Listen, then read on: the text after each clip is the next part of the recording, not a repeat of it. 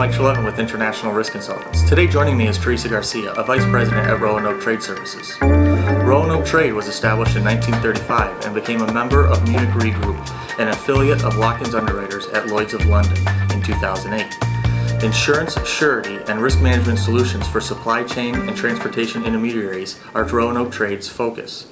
Thank you for being with us today, Teresa. Thank you, Mike. To start things off, I'd like to ask you a little bit about marine cargo insurance and some of the benefits. Can you kind of give us an overall highlight of the product and the benefits that insureds will see? Sure, Mike. Well, marine cargo insurance is a specialty type of insurance coverage. It's not for every business. It's basically for those who are moving goods over the rail, on trucks, on the ocean, and in the air.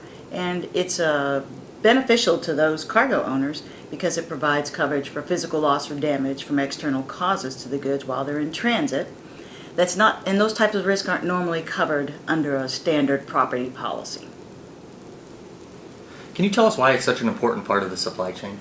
Well, it's important because things happen all the time, every day. Goods can be dropped during loading and unloading. Where I'm from, in Houston, we have truck accidents all the time, so trucks overturn or collide. Goods are stolen off the tarmac, warehouses start on fire, so it's a very important coverage. And it's important for shippers to know that all the intermediaries or transportation companies in the supply chain have limited liability, either on their bills of lading or their tariffs or their warehouse receipts, which means that even if they are able to recover for the goods, it's really nominal amount and it's not going to be comparable usually to the full value of the cargo.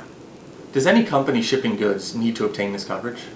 No, not all, but the ones that need to obtain the coverage are the ones that would bear a financial loss in the event there is a physical loss. It's, in some cases, depending on the contract or the Incoterms, the person securing the insurance will not necessarily be the beneficiary. It's just what's dictated in that contract or the terms of sale that they've selected to sell under. Those would be also other cases where they need to acquire the insurance. Teresa, how does a company that is moving goods go through the process of obtaining this type of insurance? Oh, that's a good question, Mike. It depends really on the objectives of the shipper. There's a couple of ways they can acquire it through a transportation company, like a freight forwarder, or they can seek the help from an insurance broker. Either way works. Again, it just really depends on what their objectives are. Regardless of what they choose, it's important for them to understand what their coverage is. Ask some questions like, what are my limits? In other words, what's the maximum amount I can put on one conveyance? Are there any exclusions to the policy? When does the coverage begin and end? And what do I do in the event of a claim? Who do I call? Those types of things would be very good questions to ask when they are arranging for the cargo insurance. What are some of the key points that a prospective insured should be looking at when they're evaluating the purchase of a marine cargo policy? Well, one thing to consider is that marine cargo insurance is not a regulated line of insurance like your commercial general liability and property policies are. Therefore, the policy forms vary because there is no standard form. So it's very important to determine what is and isn't covered in your policy. Just this week, I've been seeing the news, and there's been an incident off the coast of New Zealand where a vessel had literally broken in half, and it was a very graphic scene where containers were dropping into the ocean and washing ashore, as well as some fuel spillage.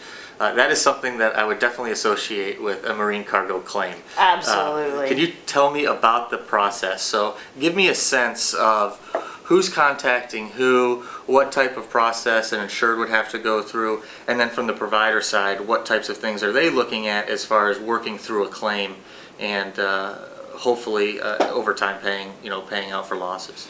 Well, that is a very dramatic example of why you need cargo insurance, that's for sure. And these are the times when you have a claim is when you really know what your insurance is all about.